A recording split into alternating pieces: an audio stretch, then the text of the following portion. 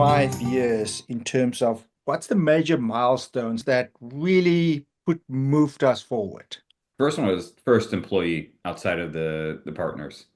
Big step forward for us and got kind of a little bit of sweat on that one too of all right, we're actually taking someone, putting them into an employee role, not just a contractor, not an owner, but an employee where we are responsible for their well-being and for their ability to work. It's an expensive endeavor to make that first step. To me, that was like one of the first big jumps of we're moving beyond from where we were. And every time we do that, we keep growing, it's getting a little bigger. Don't quite feel it as much, but that first one, our expenses went way up real fast. But he's still with us, our first employee, which is pretty incredible for to have someone that started back in 2020, 5 years later. He's willing to take a risk on us to join us of a pretty well unknown firm for him at that point, and then to be part of it. Uh, I think the next one is where we hit a spot where culture of the firm really started to take shape, and that's I think we oftentimes talk about team, we talk about the values, we try to instill culture, but to me, I think culture usually is led at the top, but it really forms in the team and forms by the individuals in it. And I think the culture is starting to take a life of its own. That probably happened sometime in the last couple of years with team members starting to gel, to take initiatives on their own, to really make this into something for a firm that is, for the most part, 100% remote, to actually do what many people think is impossible, is to have a team that's bonding, that has relationships with each other. Yeah, both inside, we're going to text each other, chat with each other, the voice calls. But I don't feel like we are driving the culture forward. We may have set some guardrails, but that's really the team's doing, and that's, I think, kind of been really fun to watch it evolve. And something I'm really proud of is who we are as a company. I agree with that 100%.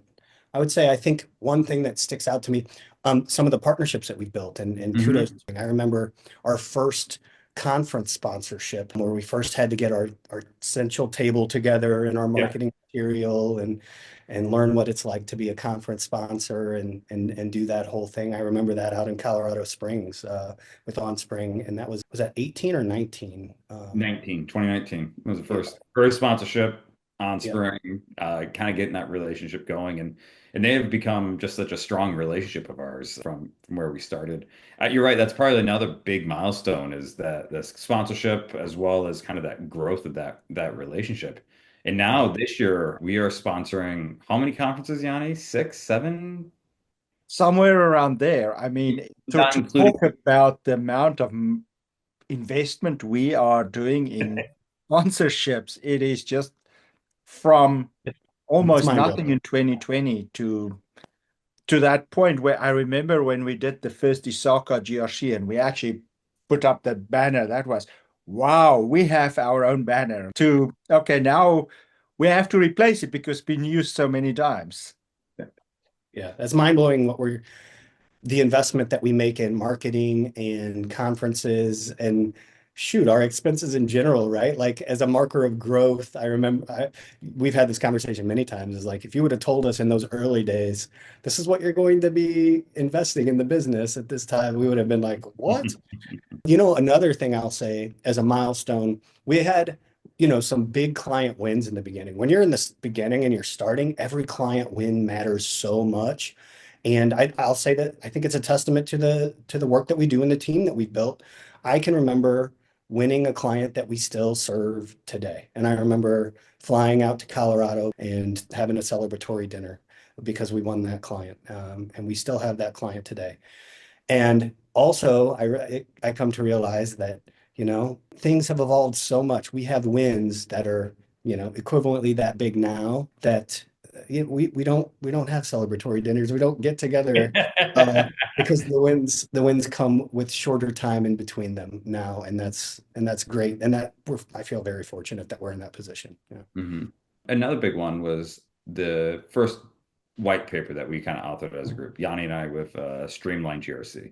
In that one, I think it's the unique thing about it, it set a little bit of a tone for how we write white papers, and the research that goes into it. And it established a little bit of our beliefs as a firm of how risk and compliance should operate between the second and the first line, and the third line and the first line, and really being a differentiator for us. And from there, that led us into how we craft our speeches. And when we do public speaking engagements, what it means to give a essential speech.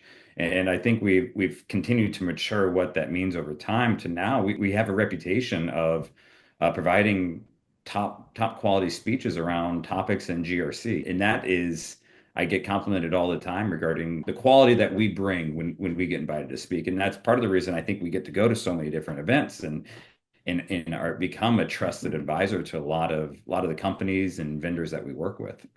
Yeah, and an event last year that we spoke at, and were invited back this year to speak again. The comment they gave was, when we have speakers at your quality level, it makes our event look better.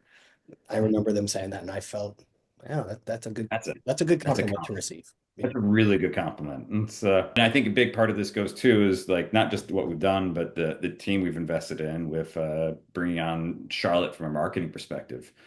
Because now what we used to have to do is make all of our slides, and they would look like an attorney, an accountant, and an auditor got together and made slides together. And we'd try to be creative with it, but we ended up having someone on the team who just crafts some of the best slides that make us look like we are way bigger than we are. I really think that speaks to what we put out, because I had the same comment from, we just cannot do what you guys do. How long did it take you guys? And yes, it does take us a long time to put Hmm. a speech together. What's the estimate amount of time we spend per speech that we're crafting? Is it a couple hundred hours? It at Hmm. least. But that speaks to our culture, how important it is to do it right, Hmm. get it right for our clients. And David referred to that white glove experience. And I think that is really what it is about. It is not, we're not in this to just be there, but really care about our clients and our team. That is, I think, one of the things that speaks on how we operate. It's about having fun, but with quality, and really enjoy what we're doing. Yeah, I know that's one thing that we do that I don't know that our competitors do. Like, we make investments in organizations, and hopefully our clients would agree about what you just said, Yanni, about our work product being top notch. Even prospects that we've had that haven't been clients, where we've taken the time to sit with them, have whiteboard sessions with them, walk through exactly what their challenges are, and give them tips up front of, this is the way that we would approach this, you know? I think that's one thing that I like that we do, is we make an investment and we don't hold back. Like, we just, as soon as you talk to us, we're willing to open up and share and give guidance right away. And where things go from there is where they go from there. But I like that we do that. Another part of this, as we talk about milestones and things that was very interesting for us, is innovation. It started with the NERC solution. Yeah, and we actually had one even before that. David, you want to talk about the first step of innovation? You had a little IT solution. Yes. Oh, yeah, that's right. I had built something that was like a configuration assessment tool that would pull configurations off of specific technologies and then go through and automatically look at those settings versus the recommended settings. Uh, Hmm. and that I used as a base to understand how much work that would be. And we've the vendors over time who have tried to do that same thing over and over again, because it's such a big mountain to climb. Yeah, I mean, that innovation part, I think it's in us, and I think we're always looking for a little bit of an ability to innovate, build a little tool here, build something new there, or shoot, even think of it obviously in the tools, the NERC solutions and things like that, but even the knowledge content that we put together, the documents and the diagrams that we draw. I mean, shoot, earlier today, Andrew and I were having a conversation about a part of GRC where we're like, there's something in here that bothers me about the way that the industry uses these terms and the way that they describe this. And this is the way that I see it. What do you think, Andrew? And Andrew drew out a diagram, and I was like, that's really good. We got to use that. So I think it's something we just continue to do. I think it's in us. It's part of our like innovation drive and like our natural want to understand everything inside and out and be able to transfer that to our clients.